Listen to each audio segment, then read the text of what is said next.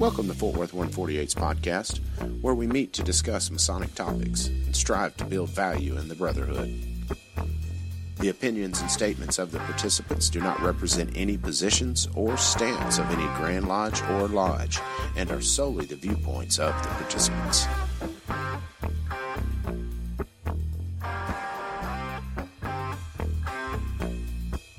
Welcome back to the podcast, everyone. This is Rhit Moore, past master and current secretary of Fort Worth 148.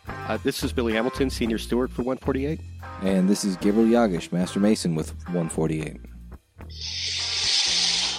All right, boys. We're back together to do another roundtable. Yeah. So welcome to episode 3 of the holiday roundtables. We got started a little bit late tonight because of some technical issues, but that seems to be the norm now, so... Lord preserve us. Yes. Yeah, hopefully that gets ironed out one way or another. We're going to have to figure this out. Yeah.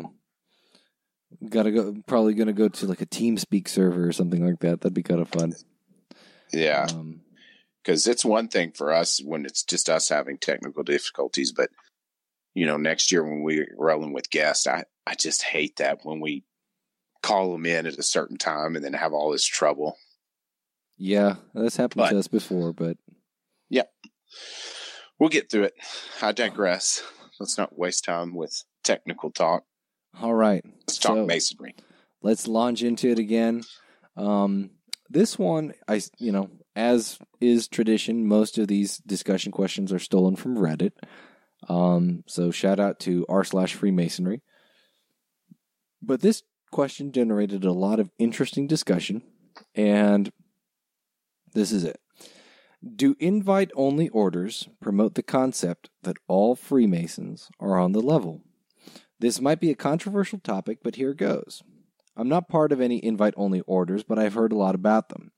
It seems to me that invite-only bodies run contrary to the idea that all Masons are on the level. I've heard, and maybe I'm wrong about this, but you basically need to be a Grand Lodge officer, 33rd degree Scottish Rite Mason, or... MSA, I think that's Masonic Service Award, or some other kind of distinction to be considered for these orders. From what I've heard, it's nearly impossible for a Mason without some kind of rank, even if they're a long practicing Mason, to get invited to these orders.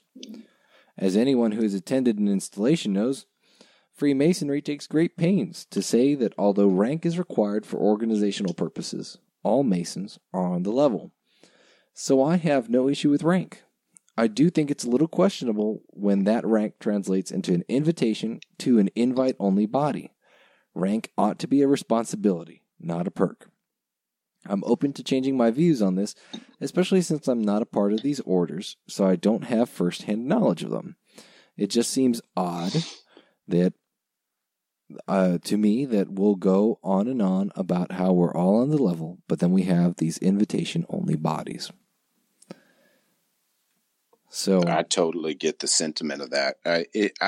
I would be willing to bet that guy's been a master mason for less than 5 years or so, because that's totally the way I felt. And as I progressed further in it, first of all, those guys, that body is not Masonic, although recognized. It's not. I mean, Freemasonry is Freemasonry.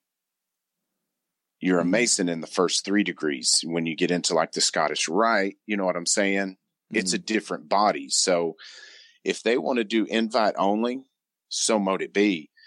I have heard rumors that some of those bodies have left their original intent of inviting only certain minded Masons, and it's went to like a club for, somebody with a certain title.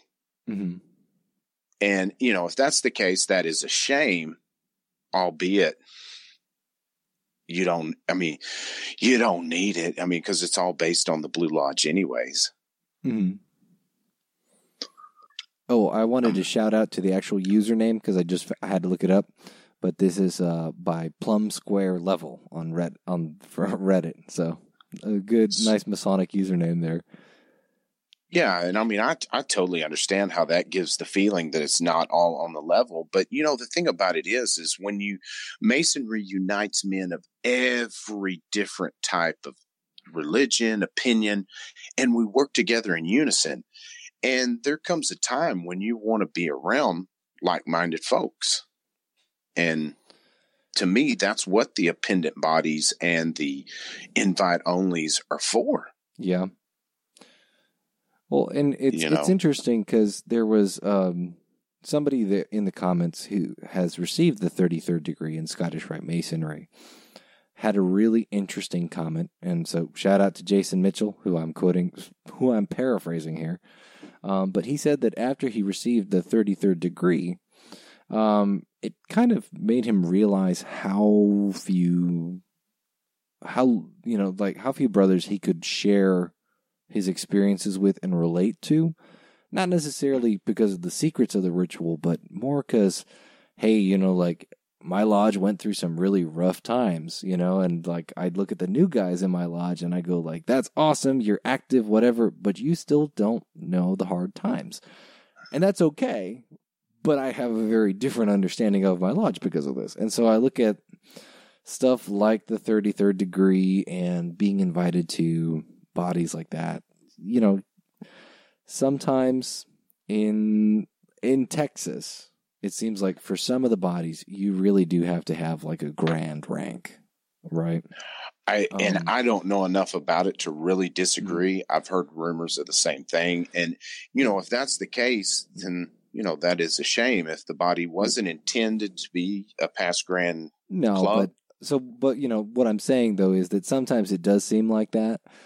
But, like, it could also be that, hey, sometimes you don't get to that level of dedication without picking up an officership along the way, And so it's a kind of like a reward for people that have put in a long service, but I also kind of look at it as like, after that long in the craft, like, you need to find other guys that you can really relate to. And sometimes you're not going to find that necessarily in normal masonry. Yeah, I mean, because go ahead, Billy. So, I mean, Gabriel, I feel the same way that you do, that a lot of times it is a reward for service, right? I mean, I overheard a conversation that Brad Billings had with one of the newer Scottish Rite Masons, and they asked him, how are you involved in so much? And he said, it's simple. Just make yourself available and opportunities will come to you. I do realize that there are some invitational bodies that maybe it's not that easy, with good reason, right? Some of them are a little bit more exclusive than others. But I think in the mid to being available, becoming well known in the community around you, the Masonic community, I think a lot of those do come your way. Maybe not exactly the one you're looking for, but I feel that if you put in your time, fights. Yeah, that's what I agree with. That if they're looking, they're watching, and if what you're doing aligns with what their body's all about, there's a good chance you're going to get invited. If you, like you say, make yourself available. And this is, of course, is assuming that you want to get invited, because some guys are not interested in, I know some guys that are, they're perfectly happy joining appendant bodies that are petitionable. I know some guys that don't want to do anything outside of the Blue Lodge, and that's perfectly fine, so, in this conversation, we've kind of framed the invitationals as something that's very desirable. And to a certain extent, like, in my personal opinion, I would be very flattered if I received an invitation of some kind to anything, right? Like, not necessarily because I want to join, but because I think of it like, wow, that's really cool that these people think that way of me. But not everybody may desire to join an invitational, and that's okay too. So before we get too carried away, I also want to reassure the brothers out there that aren't interested in this kind of thing, that's cool. You do you. So, yeah, that's to each their own. Absolutely. Because I'm with you. I'd be completely flattered, but I'd be hard pressed to join anything else right now. Yeah. I mean, I'd probably take the invitation anyway, but my girlfriend would probably kill me. Yeah, I know my wife would choke me. Blue Lodge, it keeps me busy. That's why you got to, retire and relax a little bit.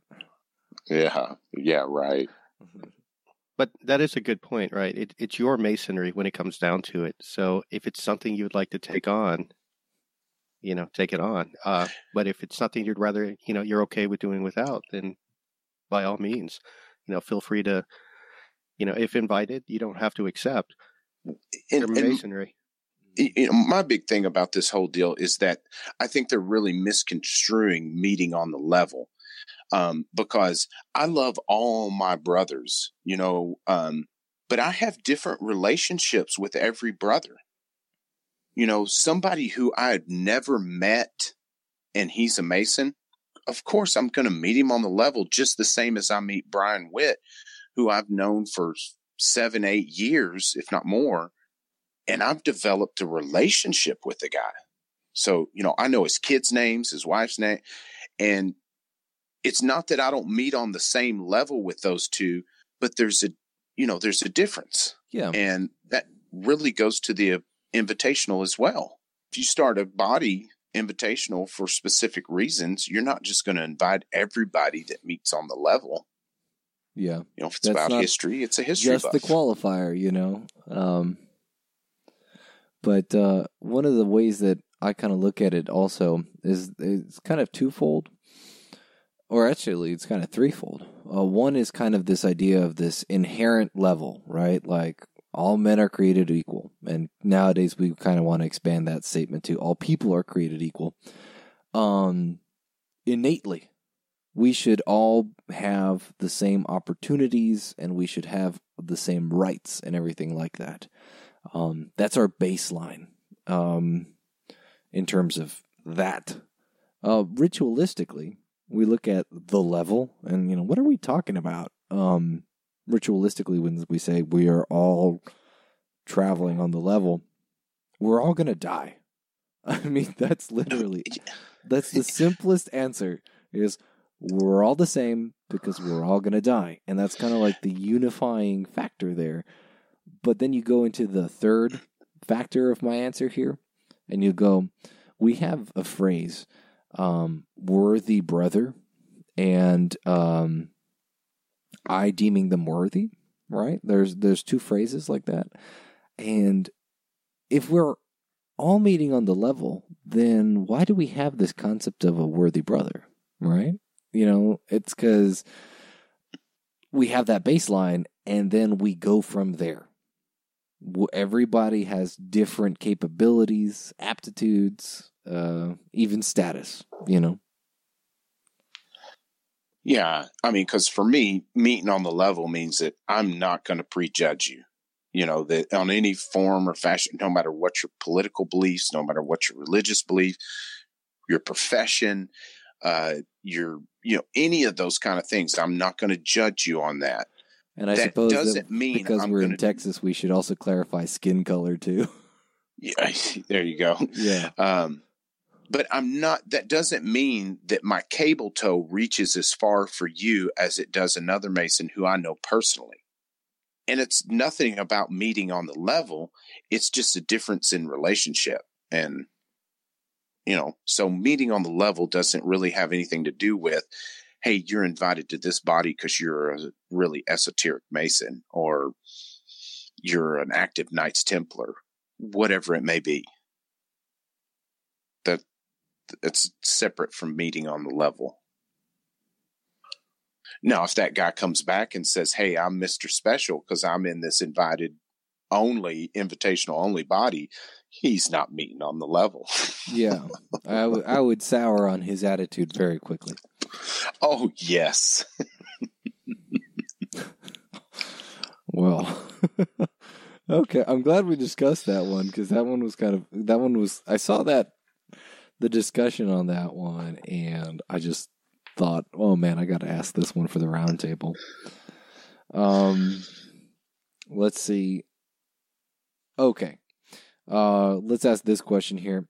It has been over 2 years since I expressed my interest in becoming a Freemason. Is this normal? I have met with members twice in a local pub and had a chat and was told they would get back with me. Haven't heard a thing in over a year. Do I continue to wait? The problem is that I have no friends or family members and I expressed interest of my own initiative, which is probably a no-no here in Ireland, right? And so he's worried because he doesn't have any connections in Masonry, right? And he asked, right? So yeah. A lot of people think you have to be invited. And this is just a very simple one.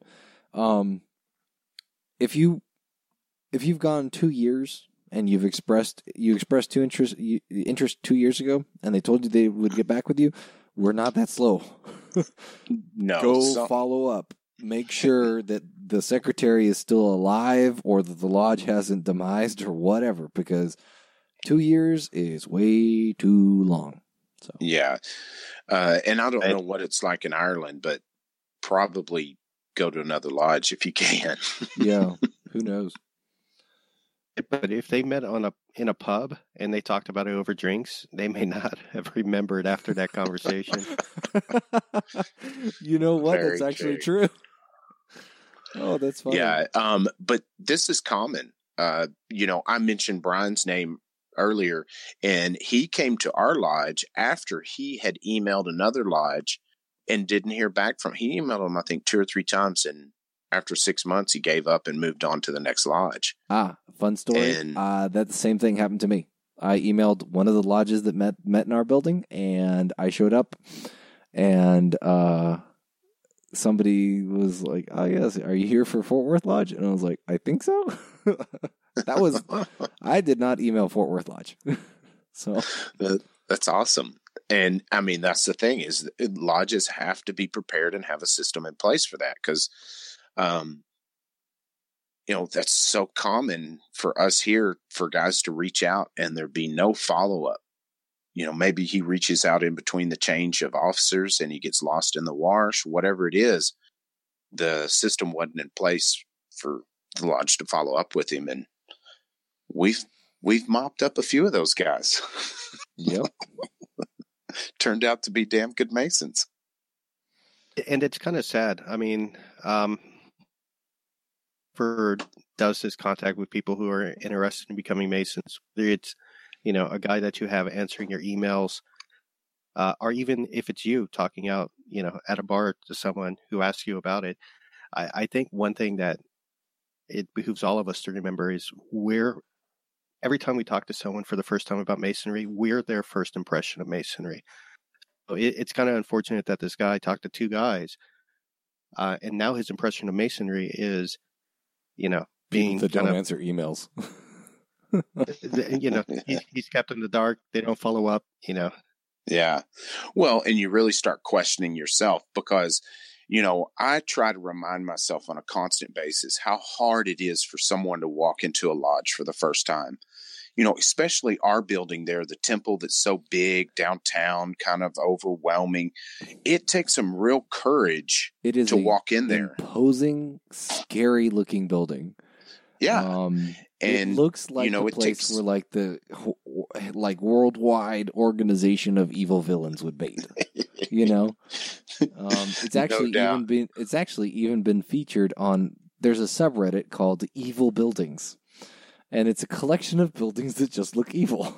Our temple has been featured on that subreddit before. It's funny you say that because a buddy of mine, the sensei at the dojo my kids go to, he filmed as Batman in a little independent Batman skit, and they used the temple as like a shot, and then they went into the bad guy's office. No, like implying it was inside the temple. That's amazing. I love it. Yeah, and I just randomly he's like, "Hey, yeah, watch my skit." It's like 15 minutes long. I was like, "Hey, that's my lodge." I love it. That's awesome. It's Dr. Evil's lair. But anyways, when a guy walks in there, he's completely vulnerable, and very judgmental of himself. So if we're not ready to walk that fine line with him, it's easy for him to be like, they saw something bad. I'm not going back because ultimately it makes him feel bad about himself. So Yep. you got to be there and got to follow up, because I mean they'll be gone quick. So long story short, gentlemen, please be on the ball. Whether it's your Facebook message inbox or your email inbox, answer your emails. And if you talk to somebody in person, make sure you get a contact card for them. Just carry around a stack of index cards or something. I don't know. No doubt, and follow up with them. Because it's tough, and you can't expect them to. They're not members yet. They don't know the drill, and so they're just timid. And they took the first step. Let's help them through the rest. All right. So the next question is that I have is, can I join the Freemasons as a Thelemite and a social libertarian? Just a question for anyone out there who may have some knowledge on this. I'm into Thelema and the OTO, Ordo Templi Orientis. As such, while I believe in a supreme being, although I have a fairly nebulous view of that being, I don't personally have an issue with anyone's social liberties, i.e. use of drugs, homosexuality, etc. If those individuals are not telling others how to live or interfering with the choices and desires of others. That's in line with my view as a Thelemite. Now, I went in for an interview and will probably soon enter a Masonic lodge as an apprentice. However, I'm wondering if, down the line, my views on these sort of things may be conflicting with the tenets of Freemasonry. So far, all I know is that you're required to be 18 and believe in a supreme being and not have a criminal record. That's all it said on my application. Also, can I be sworn in on the Book of the Law or the Holy Books of Thelema? So 2 questions there. Can I join the Freemasons as a Thelemite and social libertarian? And the second question is, can I be sworn in on the Book of the Law and the Holy Books of Thelema? I've been itching for this question, honestly. All right. I'm going to let you loose, Billy. Go for it. So honestly, going through the first part of it, I really don't see any issues there. The social democrat, I mean, like politics and religion aren't really supposed to enter the lodge. I'm sorry, he's a social libertarian. Sorry. Yeah. So that shouldn't be an issue, really. It's kind of it's your own thing. That has nothing to do with it. Out of all of this, really, the only thing I see an issue with is that very last question. Can you be sworn in on the Book of the Law, right? Mm-hmm. So I think that's going to be a sticking point. Can you quote a law that prescribes what books can be used? So, I mean, because I can't think of one. In Texas, he's probably fine. It's one of those things that I'm trying to remember the exact phrasing, but the way that we do it in Texas, and this may not apply to his jurisdiction, but, we say you have to believe in God, the immortality of the human soul, and the divine authenticity of the Holy Scriptures. And the state of Texas does not define what the Holy Scriptures are. Well, they do, but it's very vague. It's basically the book of your religion or something. Yes. I'm not going to quote it, but it's in there. But it's very vague. It basically says it's not talking about just the Bible. Right. You just have to believe that book is divinely inspired. Yeah, because when you say Holy Scriptures in Texas, you're talking about one book. Usually, for the general public. Yeah. But however, there are some jurisdictions that, and I can't cite this off the cuff because I kind of came unprepared for the question that I just read off, but there are some jurisdictions that ban Crowleyites from joining. And Crowleyites is an archaic term for Thelemites. So, that may be an issue in some of these jurisdictions. That's the thing is that he probably would get some frowny faces if he came running in the lodge petitioning saying, I'm a Thelemite, It might be something he could rectify on the other side because there's not much you can do.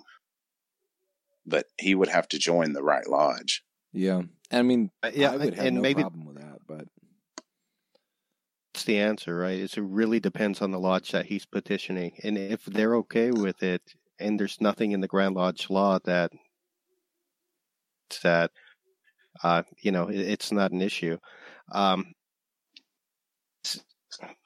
guess, the Book of the Law, Crowley believed that he was receiving it dictated from his holy guardian angel. So, there's your divine authenticity right there, right? That's pretty good. That's a good start. When it comes to, if he's a practicing, Gnostic Christian sect, is that I don't know firsthand, but that I've heard of, that he's with the whole moral turpitude clause, because that's so broadly defined. Mm-hmm. I guess it really comes down to, if someone has an issue with it and does some research, they may find some way to a case for you not joining. Yeah, and that's the thing about voting, though, is that you should vote your conscience, period. You don't have to explain why you blackballed somebody. You can't. But you can do it for any reason you want. That's your right. And yeah, you can't even say it was me who blackballed that person to begin with. You're not even supposed to talk about that. Oh, no. Yeah, that's a big no-no. Absolutely. And that's what I'm saying. You don't have, that's why it's done anonymously, because you don't have to explain yourself to anybody. You can vote no for any reason you want. I think we all just pray it's for a good reason, because we're looking for men of good character. And if he's good character, let him in. But do your due diligence, because I haven't been around enough of the Thelemites to know exactly how they conduct themselves, but I'm sure it's not that bad. There are some guys who are they're really cool with it, and it's just, hey, it's something I believe in. It doesn't really, change my morals as a person. Then there's other people who take it to the extreme. Yeah, because I know the do what thou wilt gets taken out of context a little bit sometimes. Yeah, because some people take it as almost like the golden rule. I'm not going to treat anyone other than I would want them to treat me. But some people take it as license to do whatever the hell they please. Exactly. And that's what I want to know before I initiate somebody. And you can get to know that whether they're a Thelemite or not, because some people prescribe to many different religions and walk that walk of life. I'm going to do what's best for me. And ultimately, they're not going to make a great Mason, a good one either. That do without wilt, by the way, is kind of it's the first half of the Wiccan Rede, which is do what thou wilt and it harm none. So that's kind of the unspoken part of it is, even if you do believe in it, for you to practice what you believe, but make sure it doesn't harm anyone else in the process too. Yeah. No, there's a lot that goes into that it's gotten a bad name from, because, Aleister Crowley was a weird dude, man. Yep. The drugs didn't help. Yeah, he did a lot of things that didn't help, that's for sure. But just like anything, as a Mason, you should be able to look at it with those, those glasses to see through to truth. Because he was a well-researched guy. Don't got to agree with him, but he had some, he did some good stuff too. Yeah. Well, and he believed that he was a Mason. Yeah, he did. Yeah, and to be fair, he was initiated, passed, and raised and all that. It just happened to be a super clandestine body. It was like some sort of Scottish Rite Grand Lodge thingamajiggy in Central America somewhere. No, yeah, and he was so far out there that pretty much everybody he ever was part of excommunicated him to where he had to make his own. Yeah, but so long story short on that one, all sort of legalistic problems of Crowleyites and books aside, it really does come down to knowing your lodge. And, some lodges have no problem with initiating somebody on the book of the law. And I've heard of some lodges that do actually keep a copy of that book on the altar with, the Tanakh and the Bible and a couple other books. So, yeah. But this is we talk about knowing your audience. Yeah, really know your audience. But I absolutely, guess that does kind of lead us into, what lodge do you petition, right? This is a real short question, and kind of ties into what we've been talking about. Determining which lodge to petition. Hey guys, I'm wanting to submit a petition to become a Mason. I have contacted some lodges through email, and they always asked where I live and that I need to submit a petition to the closest lodge to my home. Is this the norm? Can I not petition any lodge? What if a certain day they meet won't work for me? I also work in a different state, which there are 2 other states only 30 minutes away each. Could I petition a lodge in another state since I work there? Thanks. I don't think you can. Depends on the state. Yeah, but I guess generally it would, speaking, yes, you have to be a resident of the state. Yeah. And when it comes to petitioning, my recommendation is start with the closest lodge. Because without me riding with my dad, those drives can get to be a beating. But, I've got a lodge that's 3 minutes down the road from me, but it just didn't fit. I've been there and visited many times, and they're a great, great lodge. But it just didn't quite click with me. Yeah, it's not you. Yeah. And, if that lodge that is right down the road from you meets on a night that you can't go, yeah, of course you don't contact them. Yeah. You move on to the next one if you're doing your research that well and you know what night they meet on. And also that lodge should tell you, because we have that happen every so often. A guy will come in and say, man, Monday nights don't work. Tuesday works for me. And we'll find a lodge in the building or one that's close to him that meets at those times. Yep. We've passed off quite a few. But I do wish that candidates did more, and lodges as well, did more diligence in placing candidates in lodges that'll fit with them. But that takes a long investigation process that I say most, really not many at all, do. Mm-hmm. Yeah. And I mean, as somebody who kind of stumbled into my lodge, I never, and I'm very glad that I did. As a traveling Mason, I've gone to some lodges where I go, man, good guys, everything like that, but I would not fit in here. And, it's okay. You walk into stuff sometimes and you go, man, there are more appropriate places for me to be. And that's okay. No, I think that's a great thing. But, because there's lodges out there that are doing great, and they do tons of fundraisers and give out so much money for scholarships and charity. And it's fantastic, but it just doesn't fit for why I go to lodge. I love doing that every once in a while, but it's not what I want my lodge to be the basis of. And I think when it comes down to it, you do need to search around. The closest one to you may not fit. And in reality, you need to be comfortable there, and you're going to need to want to go. If you go into a lodge because you're forced to have to go, and you're forced to have to sit in with these brothers, that you're either going to find a different lodge in your travels that you're going to click with better, and you're going to leave anyway, or you may not even, go through and freeze. Yeah, and that's the thing. You got to get to know the lodge, because I dream about how nice it would be driving to lodge and being there in 3 minutes. But if it doesn't work, it doesn't work. You got to move on down the road.